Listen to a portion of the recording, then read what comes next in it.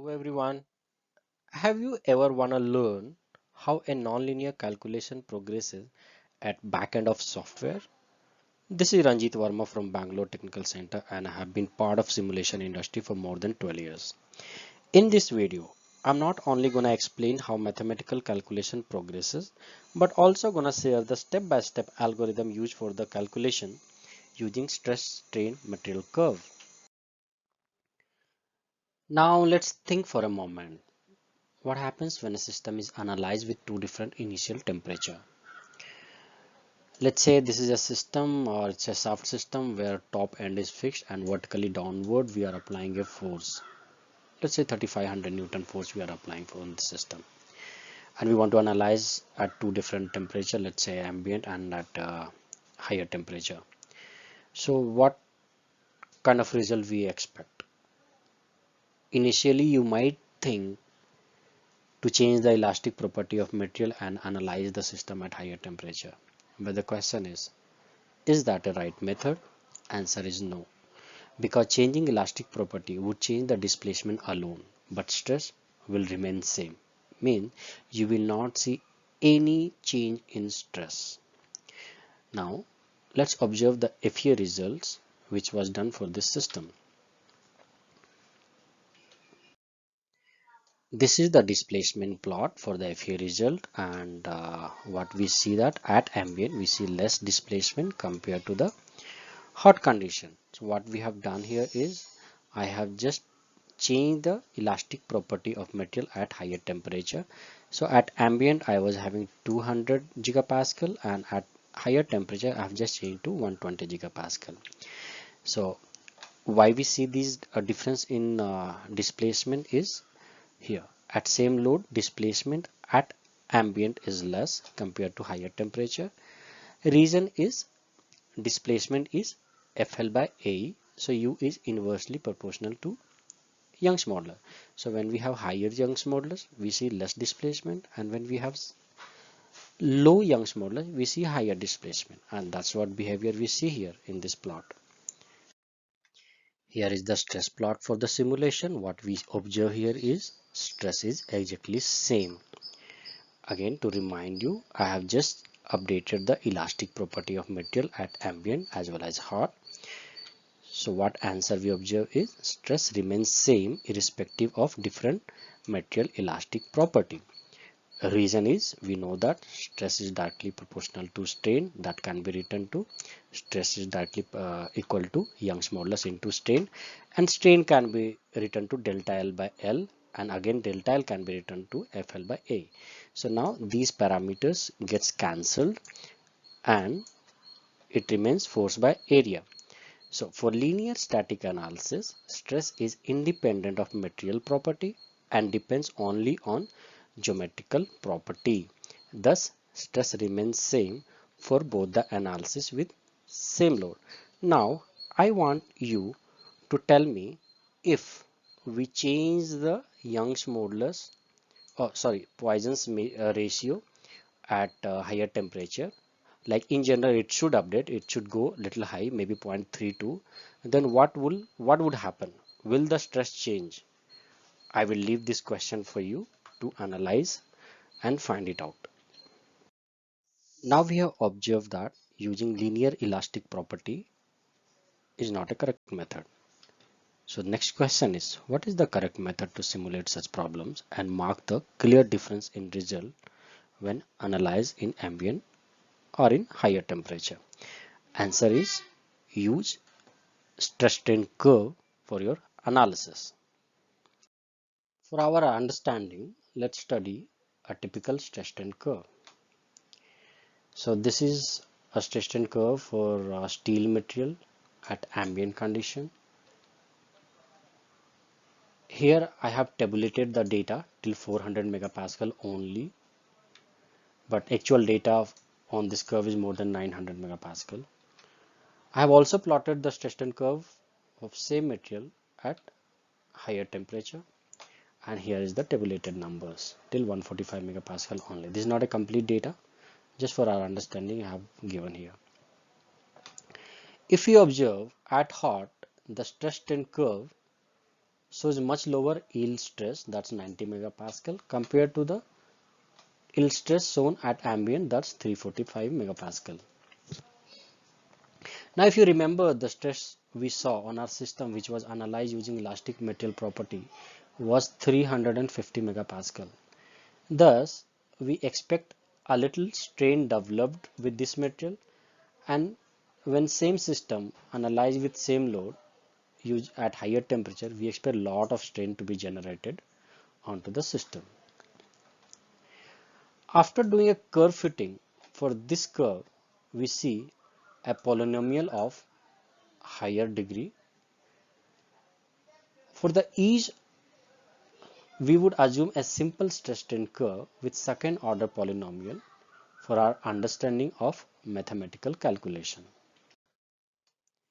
So let's assume a second order polynomial like y is equal to 20 times x minus x square. If we convert in stress strain, let's write it in this form: stress is equal to 20 into strain minus strain square. For this, suppose a typical stress strain curve would look like this. Using these material property, we'll take a cantilever system like this, where one end we would fix and other end we would apply a force of 4.8 Newton. We would solve this system with two increment. 2.4 Newton we will apply in increment 1, and on second increment we will apply the other half of load. For our simplification, we'll take cross-section area of this cantilever system is 1 and length as 5 millimeter. Typically, we solve F is equal to Kx equation. So if you write the stiffness in terms of matrix, it will be K11, K12, K21 and K22. Now as end 1 is fixed here, the K11 and K12 gets cancelled out, and final typical equation that we need to solve is P is equal to Ku. So this is the algorithm we would be using, or our software uses. They go with a new increment, then it goes for the iterations, then it calculates the stiffness and solves the delta U. Then it's update the U for further iterations. Then it calculates the residuals, and finally it checks for the convergence. For convergence, force residual must be less than 0.5%. So we'll go to the increment number 1, where we apply F1 is equal to 2.4 Newton, and as shown into the algorithm, first we calculate the stiffness. So to calculate the stiffness, we need to know the elastic modulus, and we know that elastic modulus is nothing but d sigma by d strain. So when we differentiate that stress equation that we have here, it 20 into 1 minus 2 times strain. Using these numbers, we can calculate the stiffness, that's nothing but AE by L. So cross section area we have considered as 1 millimeter per square, and length was 5 millimeter, and then we put the elastic equation, that's 20 times 1 minus 2 epsilon. So after simplification, it becomes 4 into 1 minus 2 epsilon. That let's assume this as an equation 3. Now it goes for the iterations. So we know that initially there will not be any strain, so strain will be 0 at first iterations. So using that strain as 0, our K matrix will become 4, and delta U is nothing but F by K. So force we are assuming 2.4 Newton divided by 4 as a stiffness, it becomes 0.6 millimeter as a displacement. Using this displacement, we will calculate the strain, that's nothing but changing length by actual length. So this turned out to be 0.12%, and using the stress equation or the stress strain curve material curve, we put those strain over here, and we finally see that stress is 2.112. Now actual stress, what should it be? Like force by area. So force we have 2.4 Newton here, area is 1, so stress should have been 2.4 megapascal, but we see 2.112 megapascal it's calculated. So error would become 2.4 minus 2.112, that turn out to be 0.288 Newton is the error. That will be checked with the convergence criteria in the software, that must be less than 0.5% of load. So we would see that this error is more, so it will enter into the next iterations.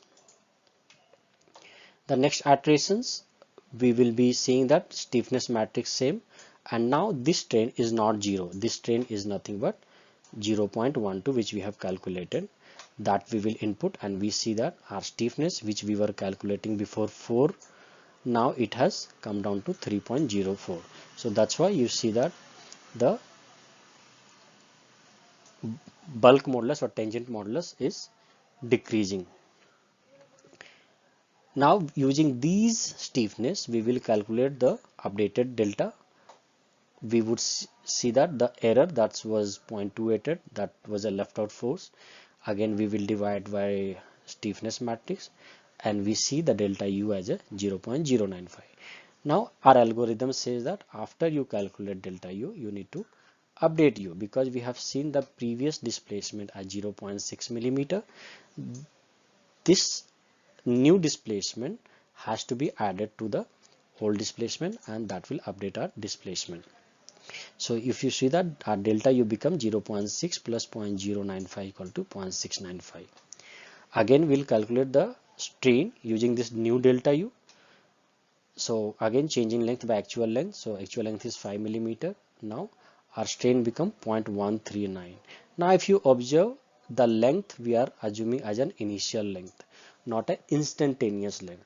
So when you use the updated length, it is like you are putting a nonlinear geometry equations in your system. So you are asking software to take a consideration of nonlinear geometry, but as you are taking same number, so you are ignoring the nonlinear geometrical property. So this is what is NLGEOM, what it does. So it ignores the instantaneous length. Then again using this strain, if we calculate the stress number goes little closer to our actual stress. Now it's 2.394. So what is the error? 2.4 minus 2.394, that's 0.66 Newton. This number again has to be checked with the convergence criteria, and if it doesn't match, we need to go for the iteration 3 or the next iteration. So iteration 3, for the same increment, we see that again it will calculate the stiffness, that's 2.888, and again it has to update the delta U. Now it becomes the 0.002.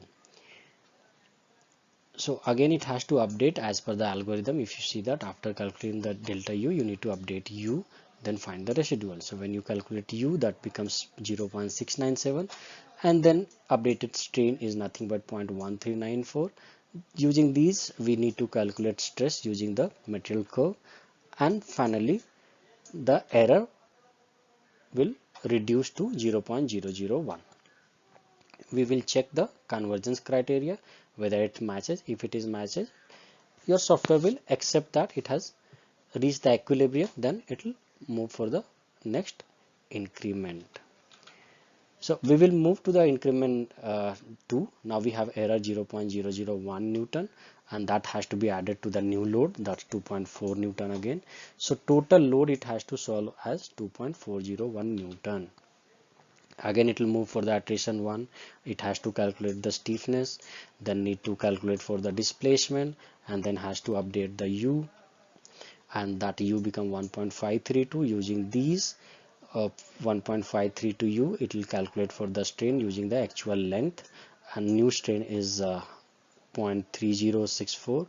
Using this strain, again it has to calculate the stress using the material curve, and it will go to 4.247. Then error becomes 4.8 minus 4.247, that's this. Again it will check for the convergence, and definitely it will not meet the criteria, thus again it has to go for the next iterations. So it will enter into the increment 2 and again it should go and calculate the stiffness. That's 1.488. When we calculate the delta U, it turns out to be this number.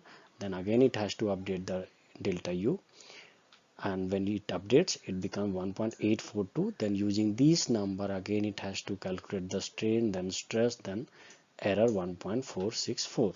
So this way our software goes on calculating until it meets the criteria.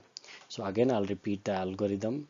So it should go to the new increment, then goes for the iterations, calculates the stiffness matrix, solve for delta U, then updates the U, then calculate the strain, then stress, and it checks the residual, and that has to be checked with the convergence. If it matches the criteria, then your software considers that equilibrium is reached.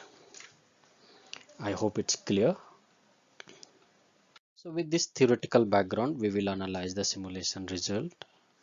At ambient, we see less displacement, but at hot, we see very high displacement. What may be the reason? Reason is, you know the formula FL by AE, and once analysis progresses, material curve stiffness goes on decreasing, area also goes on decreasing, and length of the specimen goes on increasing. Thus, all the factors increasing the displacement onto the system.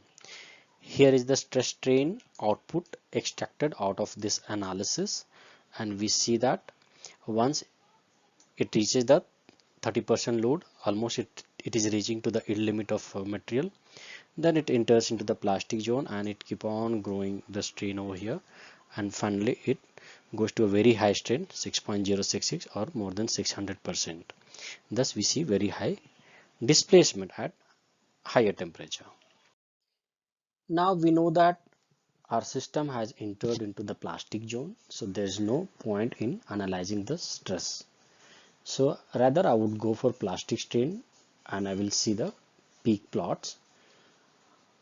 Here is the peak plot. We see a little strain is developed at ambient, and more than 600% strain is developed on higher temperature. So I will try to see the input and output. So material input was given here as a stress strain curve, although this is not a complete list, and result output I have tabulated here, stress versus strain. We see little strain is generated at this curve, and this strain is equal to what we have seen into the plot.